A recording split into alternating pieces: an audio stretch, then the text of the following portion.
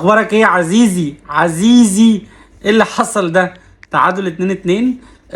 بعيدا عن تشكيلة الزمالك اللي فيها زناري وفيها منسي وفيها سيسي وفيها شيكو وفيها باتشيكو وفيها حاجات غريبة كده. انا ما اعرفش مين اللعيبة اصلا دي الصراحة. يعني عبد الشافي مرجعينه من الاعتزال. الراجل كان بدأ يجهز وجاب البدلة ويطلع في الاستديوهات، رجعوه من الاعتزال عشان يلعب. بعيدا عن الكلام ده وبعيدا عن الفرقتين اصلا، يعني واحد بيشربونا بالمعلقه ان هو احسن سكواد في مصر، واحد عنده مشاكل الدنيا والاخره. الاثنين بيتنافسوا ان هم يطلعوا مركز تاني. بس في الاخر انا عندي نقطتين مهمين. ليه الحزق ده في الاحتفالات بالاجوان؟ ليه كله بيحزق كده؟ رمضان بدونجا بعبد الله، ايه اللي بيحصل؟